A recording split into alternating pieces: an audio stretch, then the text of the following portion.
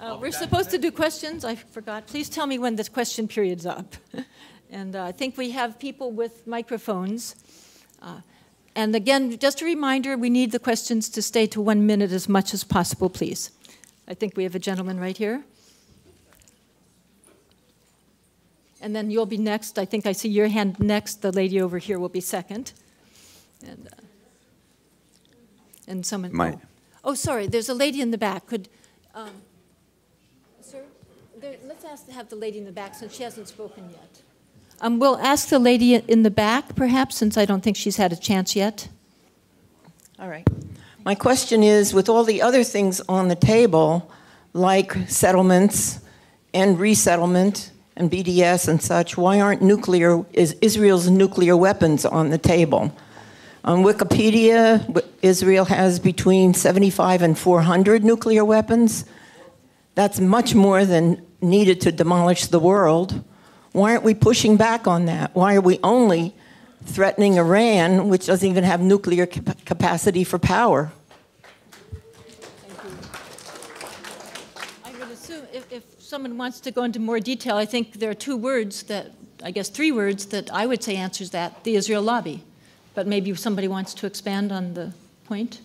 I would just say that the assumption is that the Israelis would never use them irresponsibly. It's purely a function of national defense, deterrence. The historical record shows that they have been quite aggressive in the past, but there's this assumption that they're a safe repository of nuclear weapons, and frankly, nobody wants to take that issue on because it would go nowhere.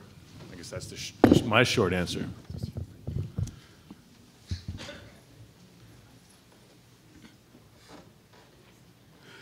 My question to Professor Quigley: Can a third country petition the International Court for an opinion on the legality of the settlement? Yeah. A third country, like not necessarily the Palestinian Authority, but any other country. Another country, a court in another country. Conceivably, that could happen. It has been raised in the French courts, and actually there was a decision that was as to whether a French company that was assisting with the settlements was acting unlawfully. But with respect to the possibility of criminal prosecution, I think that's probably your question. That could occur. There are countries that do extend their criminal law to crimes against humanity and war crimes on a very broad basis, irrespective of territory. Spain and Germany have probably been the most prominent in that regard. It seems unlikely at this point that will occur. There's been pushback against those countries for doing what they have done in that regard so far in other situations. So I don't think it's likely to happen, but it very well could happen. Hello. I have, over here. I have another question for Professor Quigley. I'm over here on your left. We shared an elevator up to this morning. Paul LaRudy. And my question is about the legal status of Israel itself.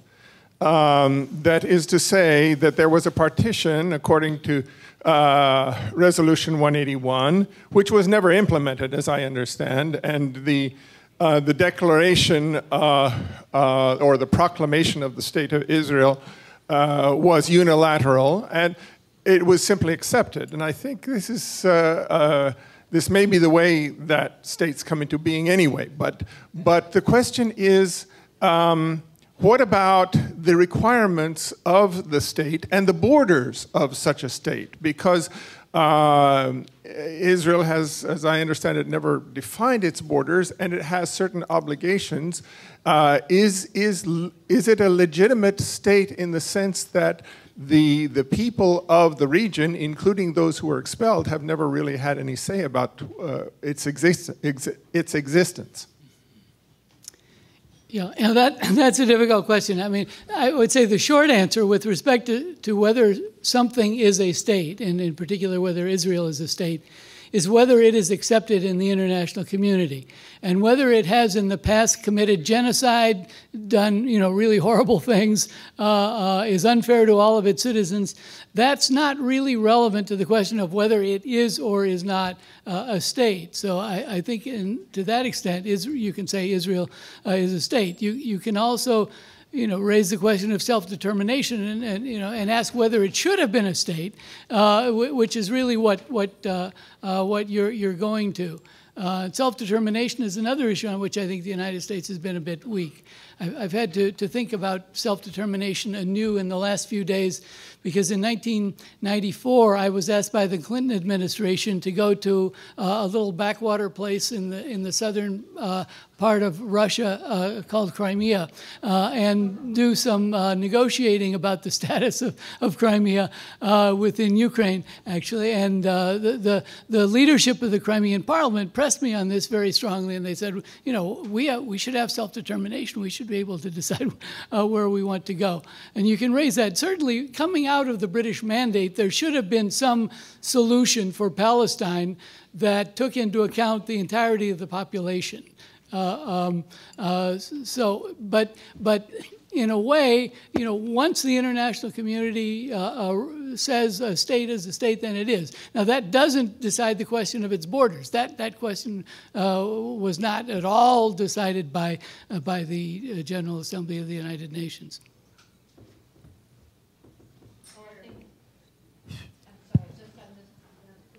Hello.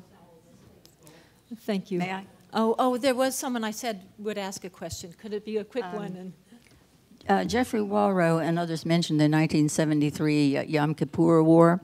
According to Seymour Hersh and others, his book, The Samson Option, Israel was prepared to use their nuclear capability when they were losing the war with Egypt until they got the U.S. to send this massive airlift of supplies, which then enabled them to win the war. But Israel was, according to reliable sources, prepared to use that nuclear capability. Yes, that's what I found. I'm sure we both did.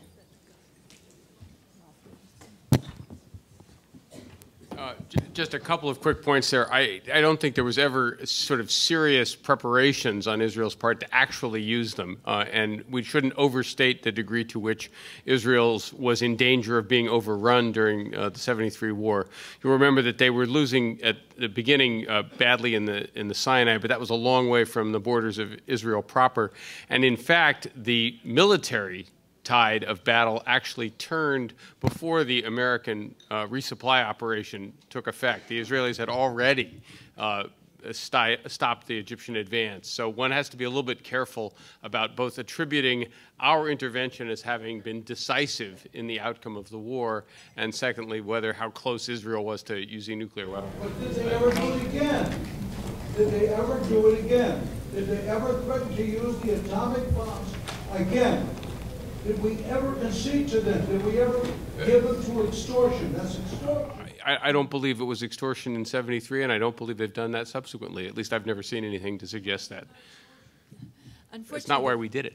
Can I just contribute? On that point, what Steve says is absolutely right. The Egyptians made early advances because they've been rearmed with state-of-the-art Soviet weapons. So they had anti-tank and anti-air missiles that were, and the Israelis came at them in the '67 ways. So they lost a lot of aircraft and a lot of tanks to these better armed Egyptians. But the Egyptians had been trained in a very controlled Soviet way where they weren't able to actually attack out from this defensive, they sort of move forward, have this screen of missiles in front. The Israelis would attack, they'd shoot down the planes, kill the tanks, but then they couldn't aggressively pursue into Israel because they didn't have the doctrine for that. So I would agree they were never really in danger. And the funny thing in my book, I talk about this, is that it was all a lot of theater. The Israelis claiming they were on the ropes and that they were at death's door.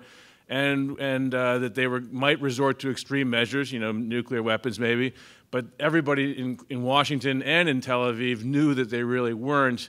And then the Israel lobby got involved, sending Phantoms was a big deal. We were in the Vietnam War. The Phantom was a new weapon. It was a miracle weapon. It was this strike fighter that could carry 7 tons of bombs and missiles and still fly like an interceptor.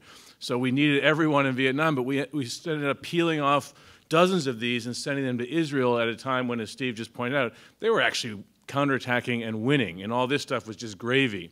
So, and the lobby got involved, and it was a big sort of, you know, Stuart Symington, you know, the senator from McDonnell Douglas, Scoop Jackson, the senator from Boeing. They were heavily involved in these decisions to sell product from their own states.